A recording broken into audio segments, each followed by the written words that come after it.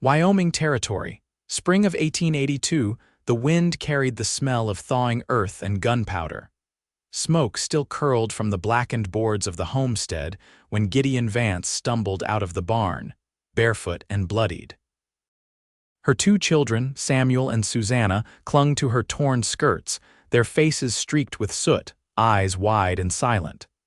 Her husband was gone. He had ridden out 2 days earlier, chasing a debt he had no business chasing, and left her alone with their small ranch and 2 small lives. The men who came at dawn had not just taken the last of their winter feed and the mule. They had set fire to the house on their way out. She had fought like hell to get her children out. Now, the flames were dying, but so was the last bit of warmth Wyoming had offered her. Gideon pressed her hand against Samuel's back and turned her face into the wind. South. There was nothing to the north but snow and bad memories. Her brother lived down near Rawlins, 2 days' ride if she still had a horse, which she did not. But she had feet and she had her children, and that was enough. They walked until dusk, then she carried Susanna on her back and held Samuel's hand through the dark. She did not cry. There was no time for crying. By the second day, her legs shook with every step. Samuel had started limping and Susanna was feverish. The little girl whimpered against her shoulder, barely awake. Gideon's arms ached from holding her. Her lips were cracked from the dry wind. The sun was cruel overhead, the land wide and unrelenting. When she saw the lone rider on the ridge, she almost dropped to her knees. He was tall in the saddle, a rifle slung across his back, his coat dark against the pale sky. He paused when he saw them, then turned his horse toward them without hesitation. Gideon stepped in front of her children. "I do not want trouble," she said hoarsely. The rider reined in. His horse tossed its head but obeyed. His eyes, the color of burnt copper, met hers with a quiet steadiness. "You look like you have had more than your share already," he said. "Name is Silas Dorne. I have water and a little food." "May I help?" Gideon didn't answer right away. Her children leaned against her, half asleep standing up. Silas dismounted slowly and pulled a canteen from his saddlebag. He walked toward them with the kind of calm that said he had been through worse than this, and he was not going to spook anyone. She took the canteen and let Samuel drink first, then Susanna. Only after they had finished did she take a sip herself. Silas crouched beside them. "Where are you headed?" "Rawlins," she said. "To my brother, if he is still there." "That is more than 20 miles on foot with 2 children." "You will not make it." "I have to." Silas looked at her a long moment, then stood. "I have a wagon about 2 miles back. You can ride with me. I am headed that way." Gideon hesitated. "Why would you do that?" He met her eyes. "Because someone should." She followed him. The wagon was tucked under a rocky outcrop, the horse tied to a low tree. It was not much, just a canvas-covered freight wagon with a few crates and a shot-up lantern, but it was shelter. Silas helped her lift the children into the back and laid out a blanket for them. Then he handed her a strip of jerky and leaned against the wheel, watching the horizon. That night the wind howled through the hills. Gideon curled up beside her children, her body aching. She could not sleep. Her mind raced through everything she had lost, the fire, the men. The way her husband had ridden out without a backward glance. She blinked tears into the dark. Outside, Silas moved quietly, keeping the fire low. She heard the scrape of his boots, the creak of leather, the sound of him speaking low to his horse. He did not ask her questions. He did not push. When morning came, he handed her a tin cup of coffee, hot and bitter and perfect. "Thank you," she said quietly. He just nodded. They traveled together down the long road toward Rawlins. The days were slow, the land stretching out in every direction, but something settled in Gideon's chest, something steady. Silas drove through the wind and dust without complaint. He showed Samuel how to tie a proper knot and taught Susanna the name of every bird they passed. He never asked about the fire, never asked about her husband. He just kept the wagon moving, always looking ahead. Gideon watched him when he was not looking. There was a stillness to him, like the land itself. A man carved out of quiet strength. On the 3rd night, she found him mending tack by the fire. The children were asleep, curled together under the canvas. "Why are you alone, Silas?" she asked. He looked up, surprised. "Same reason most people are, I suppose. I lost someone. I am sorry." He nodded once. "So am I." She sat beside him, the firelight flickering between them. "I do not know what I am doing," she admitted. "I thought I could hold it all together, but now I am just trying not to fall apart." "You are doing better than most would," he said. "You got those children out of a burning house. That counts for something." She did not mean to, but her hand brushed his as she reached for the thread he was using, his fingers stilled under hers. "Your hands are cold," he said softly. "They always are." He wrapped his hand around hers just for a moment, warm and solid. The next day they reached Rawlins. Her brother was gone, moved west to Utah with no forwarding address. The house was boarded up. Empty. Gideon sat on the steps with Samuel and Susanna beside her, blinking up at the sun. She had no plan left. Silas stood behind her. "I have a small place near Medicine Bow," he said. "It is quiet, good land." He hesitated. "If you want, I could use help with the house. And the garden, you and the children would be safe there." She looked up at him. "Why are you doing this?" His voice was gentle. "Because I want to." Gideon could not remember the last time someone had wanted her without asking for something in return. Samuel looked up. "Will there be chickens?" Silas smiled. "There will be chickens." They rode north again together. The house was not much, 2 rooms, a sod roof, a porch that leaned a little, but it was clean. The children ran through the yard like they had always belonged there. Gideon stood on the porch, watching them, her arms crossed. Silas stepped beside her. "It is not a big place, but it can be." She turned to him. "We are not your responsibility, I know," he said, "but I would like it if you stayed." Her throat tightened. "I do not know how to start over." He looked at her, steady and sure. "We do it one day at a time," and she believed him. The days stretched longer by the week, snowmelt feeding the roots of stubby grass and the saplings that lined the creek running behind Silas's land. It was a quiet stretch of prairie hemmed in by low hills, the kind of place where the wind carried birdsong more often than gunfire. Gideon had never known silence like this, not emptiness, but a stillness that felt earned, not given. She rose early, before either child stirred, and stepped barefoot onto the porch to watch the sky go from deep gray to gold.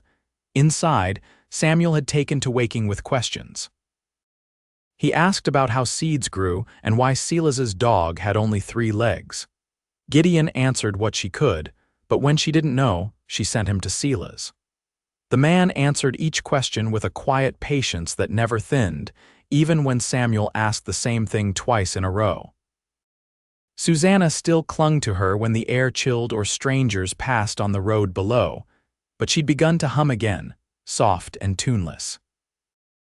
Gideon found herself watching Silas more than she meant to the way he moved without wasting effort. How he knelt to check the soil with the reverence of someone who'd learned to listen to the land instead of command it. He never raised his voice, not even when the wagon axle cracked one morning hauling timber from the ridge. He just crouched, examined the damage, and set to work with a length of rawhide and a splintered branch. When he caught her looking, he didn't speak, just offered her the other end of the rope. She took it. The rhythm of the place settled around them. Gideon patched the roof with fresh sod. She scrubbed the window glass until the spring light came through clean. The children helped where they could, Samuel mostly by asking too many questions, and Susanna by scattering seed from her apron pockets into the furrows Silas had dug. Gideon didn't fix their mistakes. She let them learn. One afternoon, she was kneeling in the garden bed behind the house, her fingers deep in the soil, when she heard footsteps in the brush. She stood, wiping her hands on her skirt, heart catching in her throat. A man emerged, tall and broad-shouldered, with 2 rabbits slung from his belt and a bow strung across his back. His face was lined, not with age but with something deeper. His hair was braided close to the scalp, a single eagle feather tucked behind his left ear. He paused when he saw her, his gaze moving past her shoulder to the house. She didn't speak. Neither did he. Then Silas stepped from the tree line behind him, his arms full of kindling. He gave a short nod to the man. Mapia, he said. You're early. The man didn't smile, but his eyes softened. The hunt was good, I brought food. Gideon held still, watching as Silas stepped forward and clasped the man's shoulder. They exchanged something unspoken, then Silas turned toward her. This is Mapia, he's Oglala. Comes through a few times each season. Gideon met Mapia's eyes. Thank you for the rabbits. He gave a single nod, then stepped past her and crouched near the fire pit, pulling a flint from his pouch. Within minutes, he had the fire going, the rabbits skinned and roasting on a spit fashioned from 2 greenwood branches and a stripped sapling. He worked without flourish, every motion precise. Gideon stayed close, not out of mistrust but curiosity. Silas handed her a tin cup of creek water and leaned near enough their shoulders brushed. Mapia won't stay long, he murmured, but he always brings more than he takes. Susanna wandered out, sleepy-eyed and barefoot, her thumb in her mouth. She paused when she saw Mapia, then stepped behind Gideon's skirts. Mapia didn't look at her, but dug into his satchel and set a strip of dried sweetgrass on a flat stone near the fire. Susanna crept forward and picked it up. Smells like warm rain, she said. Mapia didn't answer, but his mouth twitched just slightly. By dusk, they all sat around the fire, the rabbits crisp and steaming. Mapia ate little, but Gideon noticed he made sure Susanna's piece was the softest and Samuel's had the thickest meat. Afterward he stood, adjusted the bow on his shoulder and nodded to Silas. I'll return after the next moon. Silas offered him a wrapped bundle tobacco and beans from the smell of it, and Mapia accepted it with a single word. Then he was gone, his footsteps swallowed by the grass.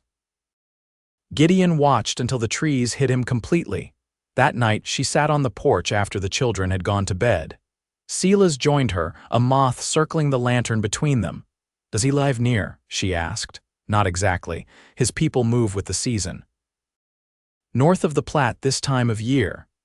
How did you come to know him? Silas leaned back against the post, his boots crossed at the ankle. Years ago, I got caught in a blizzard trying to trap near the Elk Mountains. Thought I'd die out there. He found me. Dragged me to his camp, fed me, set my arm when it cracked from the fall. He rubbed the place absently. I've owed him ever since. She looked at him then, really looked, not just the weathered jaw and the calloused hands, but the way his eyes didn't flinch from her gaze. The way he didn't speak unless he had something worth saying. You don't talk much about yourself. I will if you ask. She hesitated. Where were you before all this? Montana Territory. Freight company mostly. I rode escort. Then the company sold and I didn't much like the new owners. So you came here, he nodded. Land was cheap.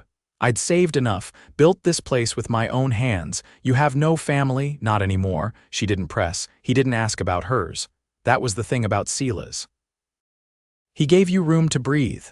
The next week, Gideon found a basket of wild onions and dried chokecherries on the doorstep. No note, no footprints, just left there quietly. She didn't ask Silas who it was from. Instead, she stewed the onions with beans and cornbread and watched Susanna eat until her belly was round. Summer crept in slow.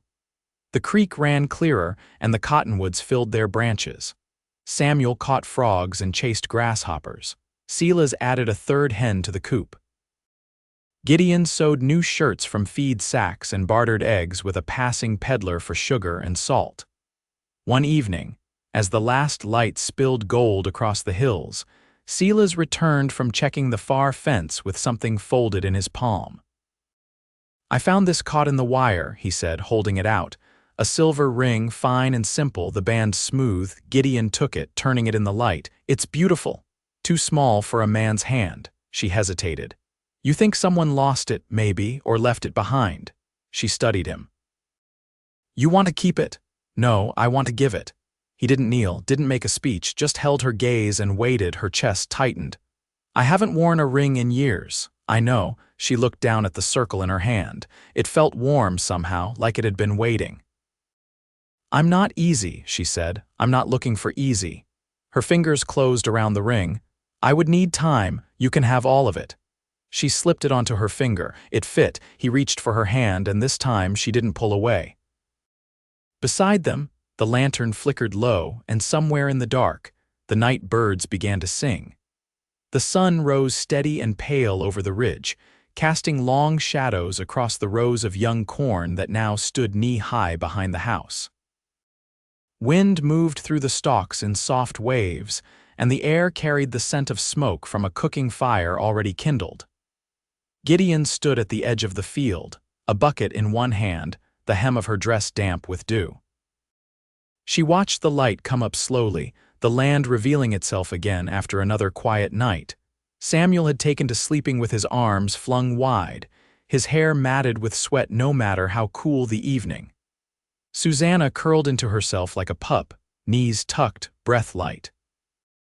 Gideon rose before them now more from habit than urgency, though there were always chores enough to fill the day. But lately, each morning held something else too, steadiness. Not a feeling she'd known much before. Silas had gone out before dawn. She heard him leave, though he never made much noise. The door creaked, and then just the hush of boots over the ground, the soft clink of bridles. He said he'd be back before noon, something about a man near Elk Hollow who had a spare plow blade he might be willing to trade. Gideon hadn't asked more than that. She knew by now he did what needed doing and never boasted after. She went back inside and poured water into the basin, washing the grit from her hands. The window above the table was open, and the birds had begun their constant gossip in the trees. Susanna stirred on the cot and reached out blindly. Gideon crossed the room and pulled the blanket back over her shoulders. "Go on sleeping, little bird," she whispered.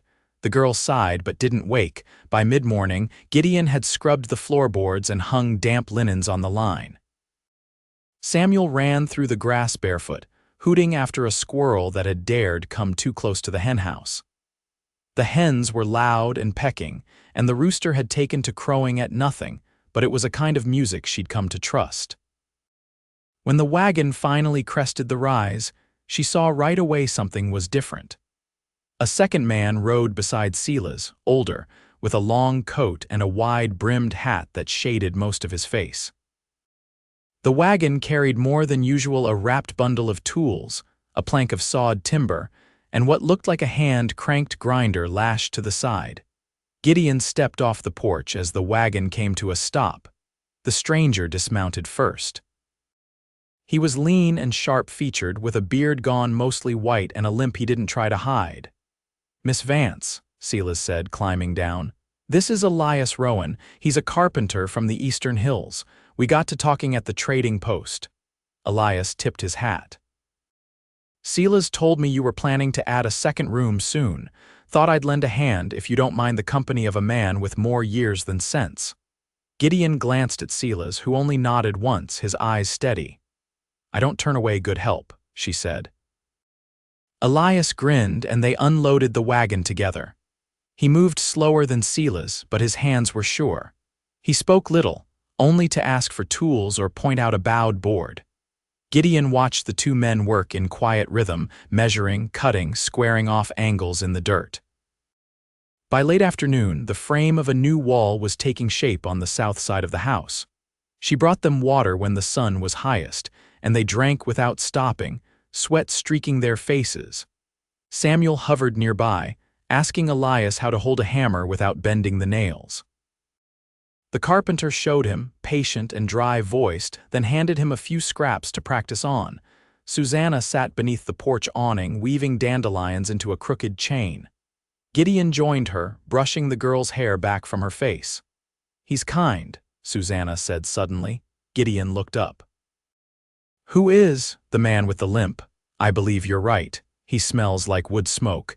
Gideon smiled and tied off the chain with a bit of twine. "That's a good smell." That evening, Elias stayed for supper. They ate outside, the air still warm, fireflies just starting to blink along the grass. Gideon served beans and cornbread with the last of the summer radishes. Silas carved thin slices from a smoked haunch he'd set aside last week. They ate slowly, the way people do when they aren't rushing toward anything. After the meal, Elias leaned back against the porch rail and lit a small pipe from a silver match case. He offered it to Silas, who refused it with a shake of his head.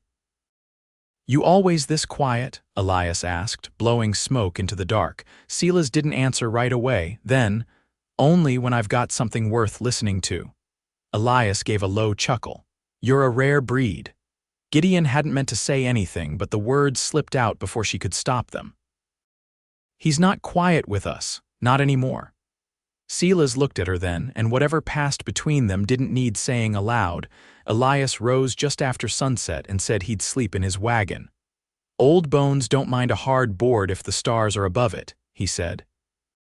Gideon offered him a blanket and he took it with a nod. Later, after the children were asleep and the fire had burned low, Silas sat beside her on the porch. The smell of pine resin drifted from the woods, and somewhere far off, a coyote barked once, then fell quiet. You didn't ask about the blade, he said softly. I figured you got it, or you didn't. Either way, you came home, he nodded. A long silence passed. There's a man up near Elk Hollow, he said finally, homesteading with his sister, has a windmill and a blacksmith's forge. He says the army's been moving through more often, scouts checking routes. Some of the Lakota camps have shifted west. She looked at him. Will that bring trouble? Could mean nothing, but Mapia's people might not come through this way again. Gideon folded her hands in her lap. I wanted to thank him again for the food, for seeing us when no one else did. Silas nodded. He sees more than most. I hope he knows what he gave us. He does.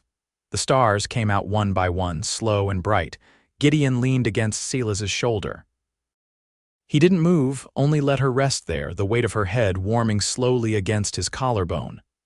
I keep thinking, she said, about how close we came to losing everything, that house, that fire. I keep waiting for it to come back. It won't, he said. Not here. Not again.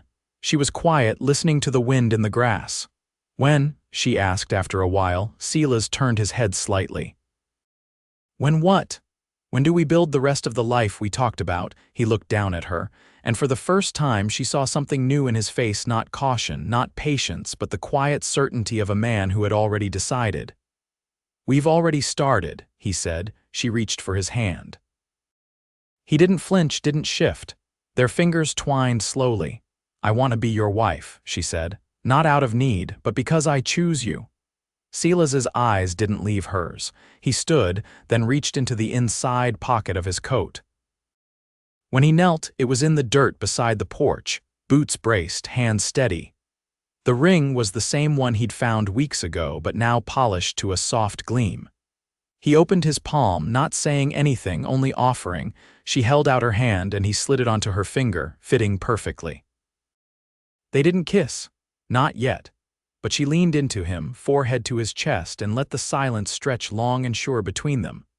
Behind them, the house stood solid against the dark, the new wall framed strong and square.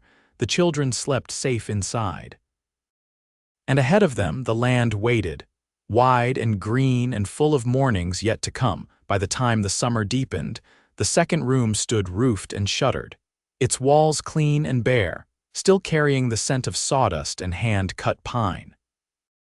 Elias Rowan had gone, leaving behind a few good tools and a pair of sawhorses draped in canvas.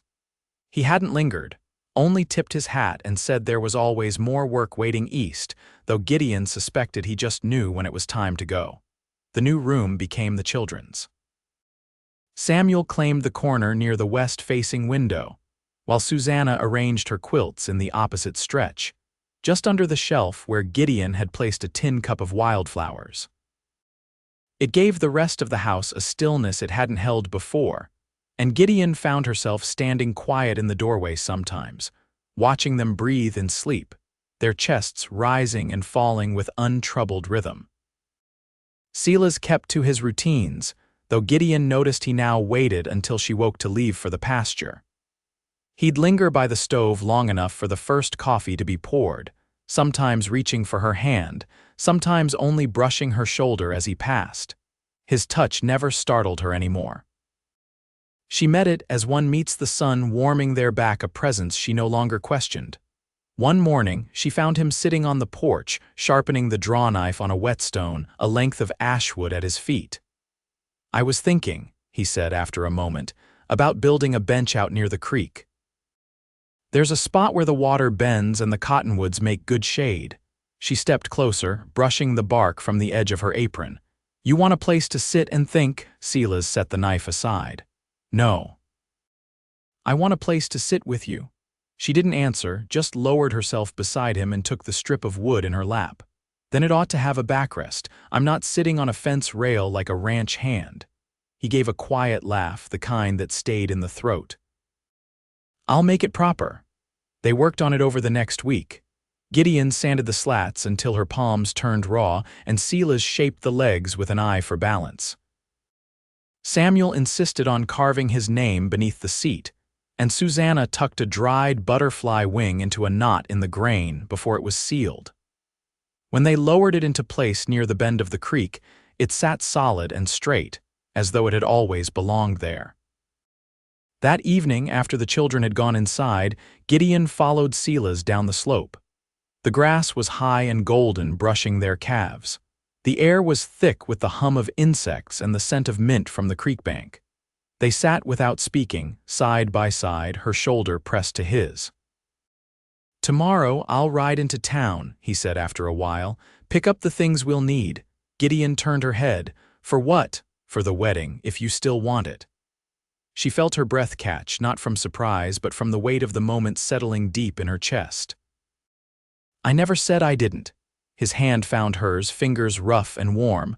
I don't want a gathering, just you and me, maybe the children, a preacher if we can find one sober past noon. She looked toward the horizon where the last light was slipping behind the hills. I don't need anything but your word. You'll have it. He left early the next day, riding out with a canvas sack and a list she'd written in pencil on a scrap of ledger paper. Salt, flour, a new skillet if the price hadn't risen, and fabric something plain for a dress. She hadn't worn white since her first wedding, and she didn't mean to now. The children helped her sweep the yard and scrub the floorboards. Susanna gathered prairie roses and laid them on the table in a chipped bowl, while Samuel hung a length of calico across the window, saying it made the sunlight look like honey. By evening, Silas returned, dust on his coat and a quiet satisfaction in his eyes. He handed her the fabric pale blue, soft to the touch, and a small tin of buttons shaped like dogwood petals. She ran her fingers over them, speechless. I thought they looked like you, he said, almost gruffly. They were married the next morning, standing under the cottonwood nearest the creek. The preacher was a thin man with a burnt face and a voice like gravel, but his words were clear. Samuel stood straight as a fence post beside Silas, and Susanna clung to Gideon's hand, her eyes wide. The ring slid over her knuckle without resistance, and Gideon looked up into Silas's face, memorizing the way the light caught the line of his jaw, the stillness in his gaze. When the preacher stepped back, Silas leaned forward and their foreheads touched for the briefest moment, breath mingling. There were no cheers, no music, no feast. Just the wind moving through the grass and the quiet knowledge that something had changed, not loudly but forever. That afternoon, Gideon sat on the bench by the creek, her new name still strange on her tongue. Silas joined her, a cup of coffee in each hand. They sat, knees touching, watching the water. I've been thinking, she said after a while, about what comes next. Silas sipped his coffee. You don't have to decide today, I know, but I'd like to plant fruit trees come spring. Apples, maybe a plum. Something for the children to grow up alongside, he nodded. We'll dig the holes together. They sat until the sun fell behind the ridge and the shadows grew long. From the house, Samuel's voice carried, calling for supper. Gideon rose, brushing the dust from her skirt, and turned back up the slope. Silas followed, his hand at the small of her back. Inside, the lamp cast a steady glow across the table. Susanna had set out 4 plates and Samuel was already spooning stew into his. Gideon took her seat and reached for Silas's hand across the wood. They bowed their heads, not with words, but with the shared quiet of people who had walked through fire and come out the other side. That night, as the wind stirred the curtains and the children dreamed in the room beside theirs, Gideon lay awake beside her husband. She listened to his breathing, slow and even, and let herself exhale fully for the first time in what felt like years. There was no need to wonder what would come next. The land was wide and the seasons would turn and they would meet each one together. The fire was out, the house was whole, and the door was shut against the dark. The first frost came in early September, silvering the roofline before the sun had a chance to clear the ridge. Gideon stepped out into the chill barefoot, a pail of scraps in one hand, and watched her breath curl into the morning. The hens clucked low in their coop, unsettled by the sudden crispness. When she opened the gate, they stepped out with caution, their talons clicking over the hardened ground. Silas was already gone to cut firewood, though the axe had been sharpened the night before. He didn't say much when he left, just ran a hand down her back and kissed the side of her neck in passing. It was enough. They'd been married nearly 8 weeks, but time felt stretched in both directions, like they had always been this way and like it had just begun. Inside, Susanna was learning how to braid. She sat on the floor with a length of twine and her tongue between her teeth, focused as if the fate of the whole territory hung on her success. Samuel had taken to sketching things he saw around the ranch, using charcoal he scavenged from the stove. His lines were clumsy, but the shapes were true. The bend of the creek, the slope of the hills, the porch with its uneven boards. Gideon had started storing away the last of the harvest-dried beans in muslin sacks, apples wrapped in straw and stacked in the root cellar, squash strung up by their stems to keep them from rotting. She'd learned from Silas how to smoke meat properly, and their shed now held enough venison to last until spring if they rationed it. The work was constant, but it was the kind that didn't wear her down.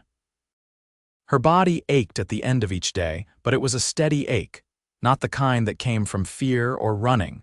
One afternoon, while Gideon was cutting cloth for new pillowcases, Silas came through the back door with a folded sheet of paper in his hand. He laid it on the table without speaking, then poured himself a cup of water, his shoulders taut. She glanced up. "What's that?"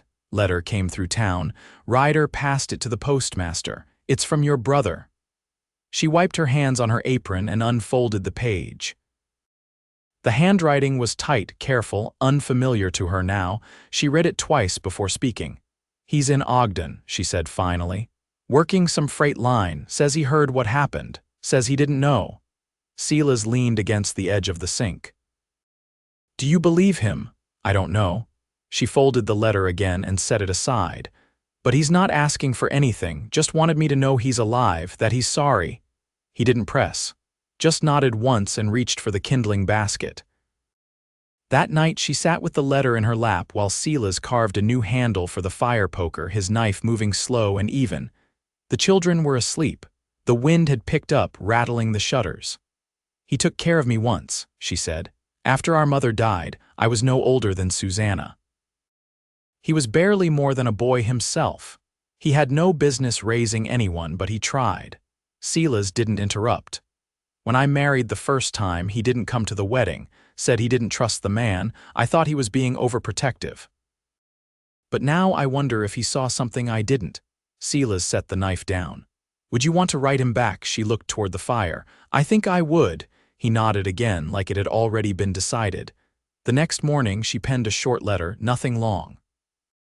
Just enough to say she was well, that the children were safe, that she had found peace, and that peace had a name and a face and hands that built things that lasted. She gave it to Silas when he rode into town for salt and kerosene.